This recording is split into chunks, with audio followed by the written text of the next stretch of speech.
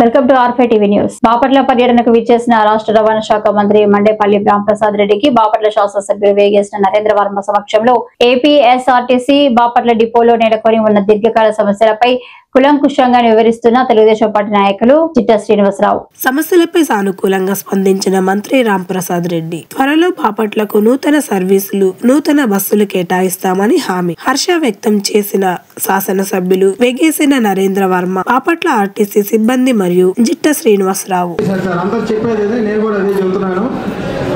చీరాల నుంచి విజయవాడ బస్సులు వస్తున్నాయి సార్. బాపట్ల వాళ్ళు విజయవాడ వెళ్ళాలంటే స్టాండింగ్ గుంటూరు వరకు నుంచొని వెళ్ళాలి సార్.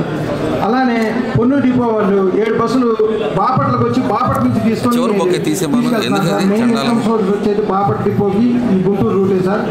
కొత్త బస్సులు మాత్రం కేవలం 2 బస్సులు అవి రీప్లేస్మెంట్లో వచ్చినాయి సార్. బాపట్లకి సుదూర ప్రాంతాలైన ఇప్పుడు గతంలో ఒక చిన్న అపవాదు కూడా ఉంది గత ప్రభుత్వంలో. ఏంటంటే ప్రైవేట్ ఆపరేటర్స్తో కుమ్మక్కయ్యి బాపట్ల బెంగళూరు బస్సులు ఇవ్వట్లేదని అన్నారండి. ఇక్కడ బాపట్ల నుంచి 15 బస్సులు నడుస్తున్నాయి సార్, ప్రైవేట్ బస్సులు. కానీ ఒక ఆర్టీసీ బస్సు కూడా బాపట్ల నుంచి బెంగళూరులో ఉన్నది. సాఫ్ట్వేర్ ఎంప్లాయీస్ ఎక్కువ మంది ఉన్నారు సార్.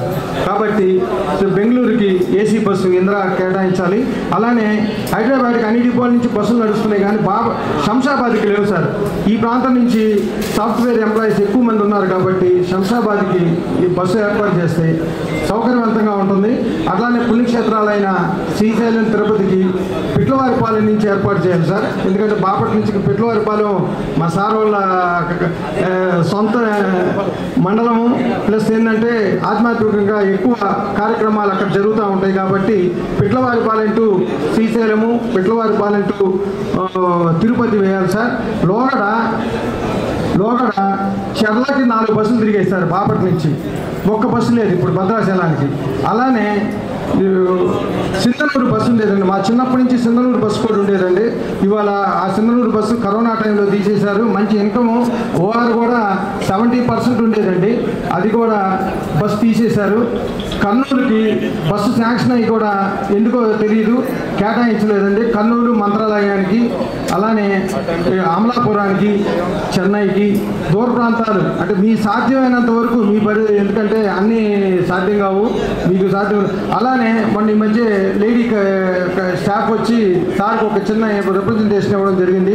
పెదనందిపాడు పాయింట్లో లేడీ కండక్టర్స్కి టాయిలెట్ సౌకర్యాలు అసలు లేవంటండి. అది కాస్త ఎందుకంటే దృష్టి పెట్టినది మేజర్ ప్రాబ్లం కాబట్టి లేడీస్ వాళ్ళని కూడా మనం మనసులో పెట్టుకోవాలి కాబట్టి అది ఆ సమస్యలో ఒకటి పరిష్కరించండి.